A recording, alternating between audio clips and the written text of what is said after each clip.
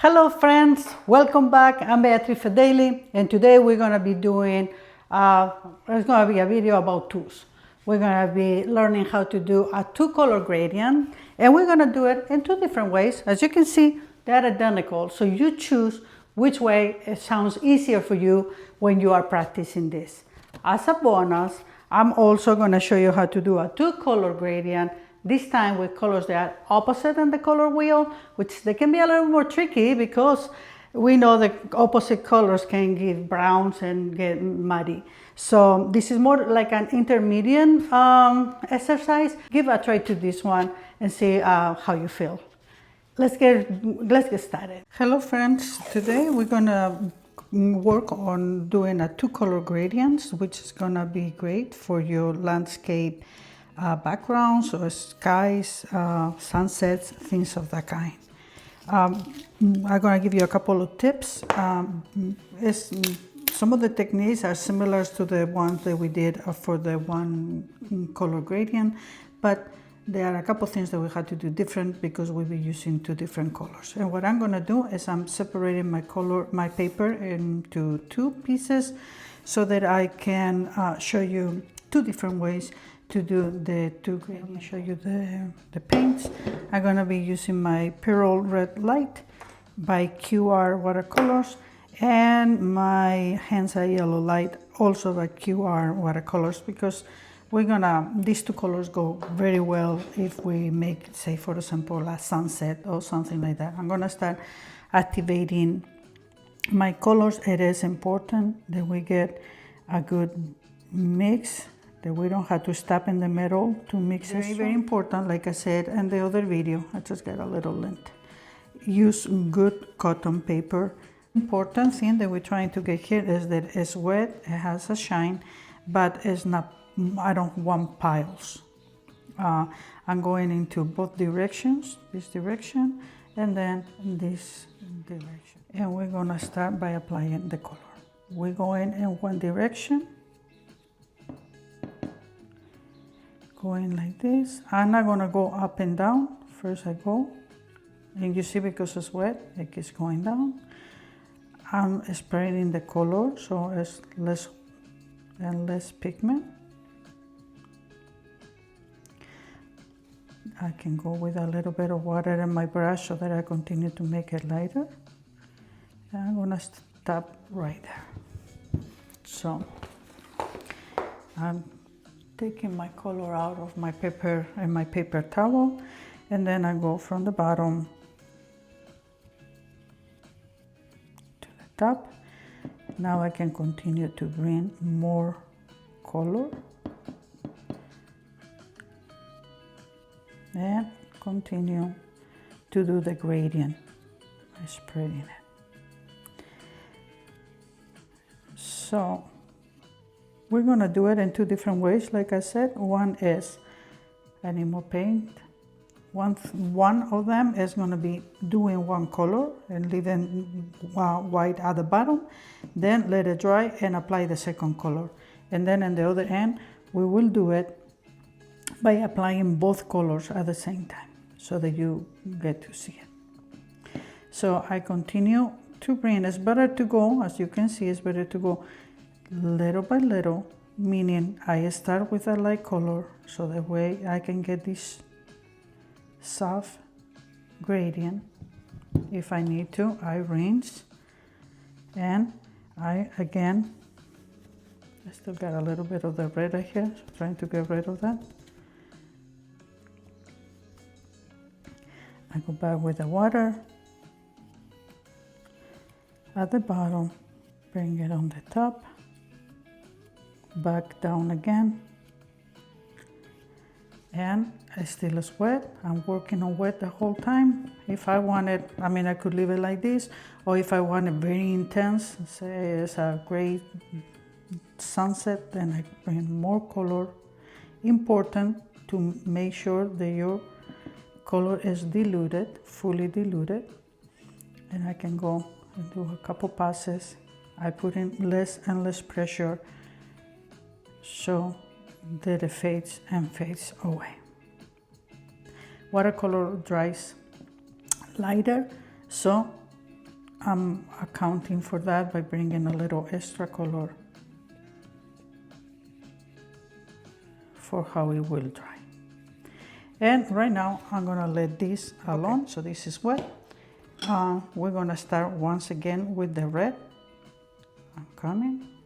My paint is well, let's see if I can show you because the part is wet still, but my paint is well diluted.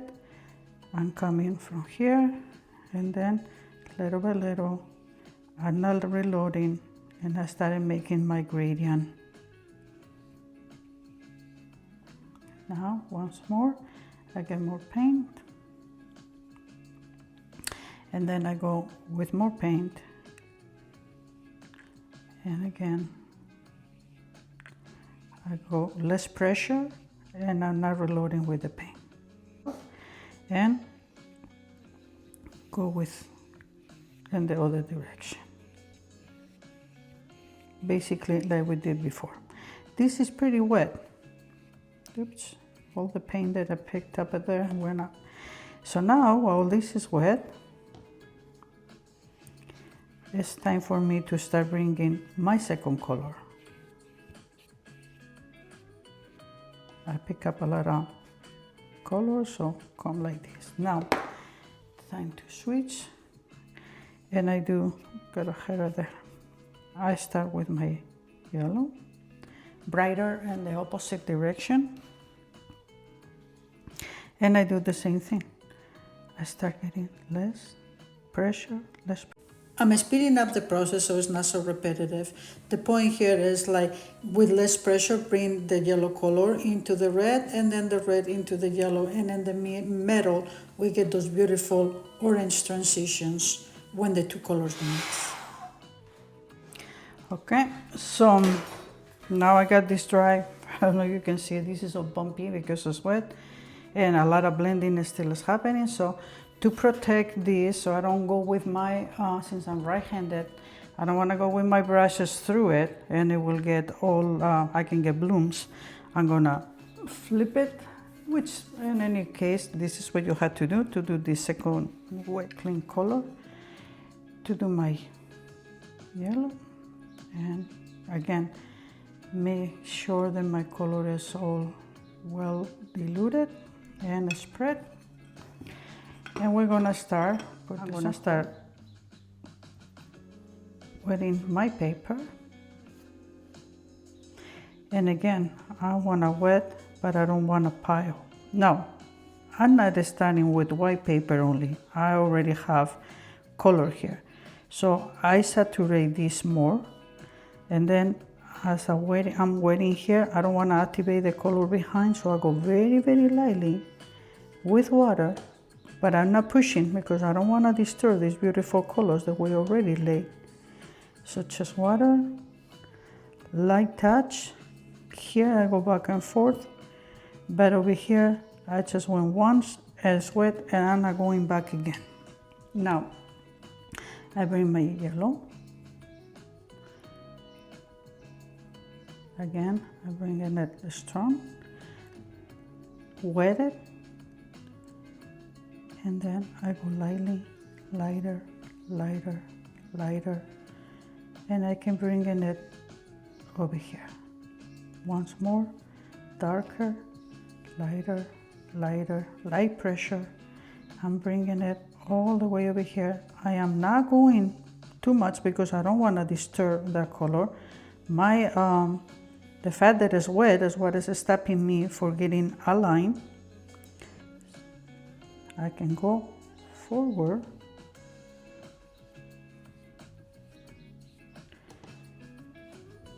and once more I'm going to put darker yellow, rinse it, and go from dark to light, lighter, lighter.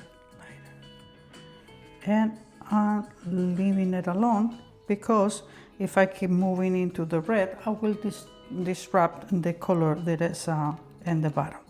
Very important is to take some of this water so it doesn't go back into my paper. A little bit for this to dry. Let me put a marker here So we know that this is the one that we did with in 2 steps, and this is the one that we did in 1 go.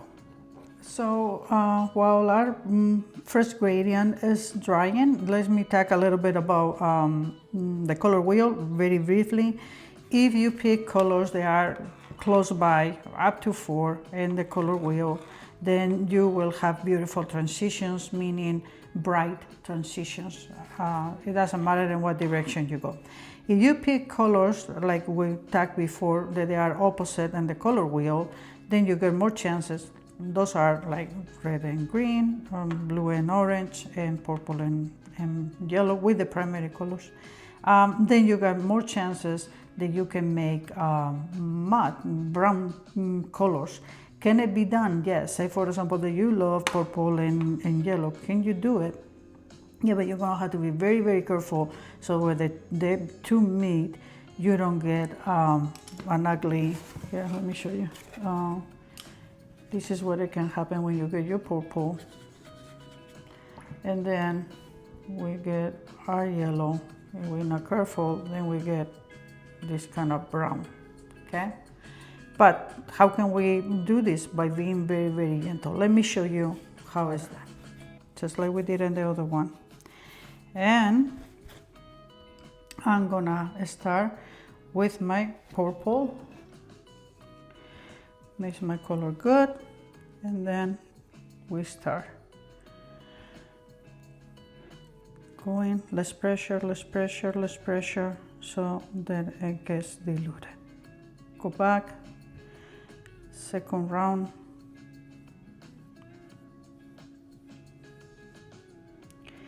And I feel like I have a lot of water. This is another good thing to learn here. So when my brush touches this, it goes with water and it starts diluting my paint a little bit faster than I would want to. So taking some of that out. Go one more time with the purple.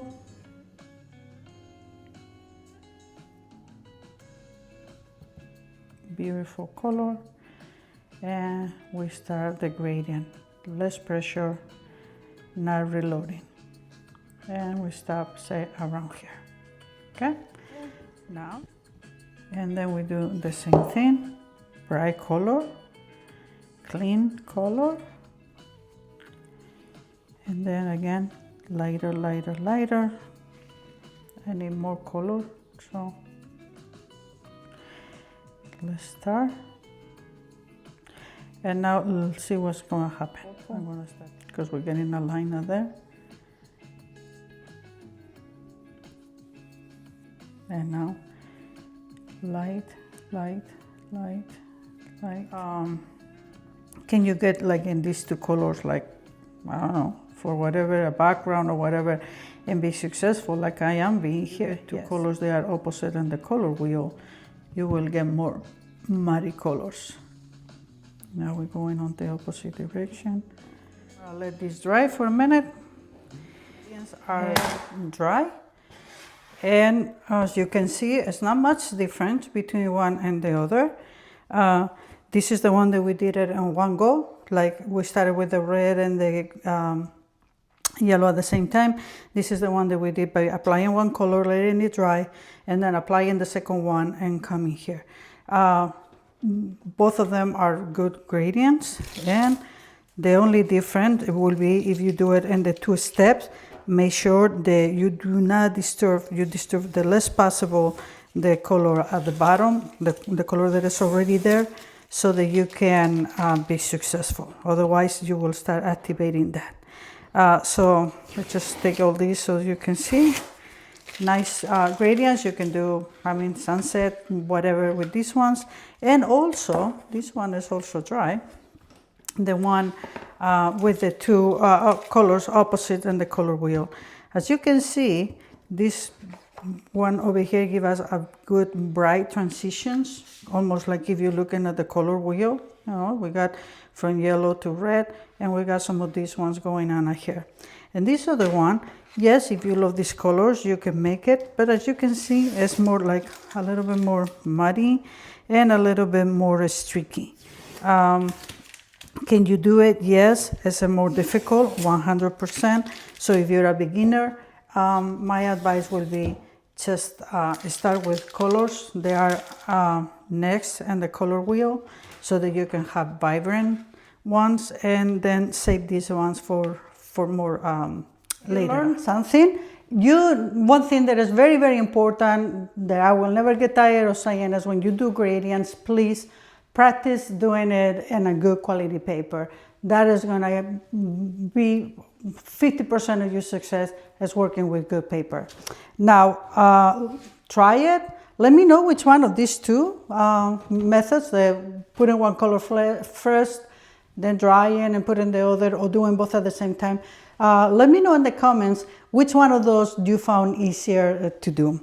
And also, always remember the colors who are near and the color wheel are always easier to blend than not the opposite. So give it a try with different colors. I'll see you in my next video.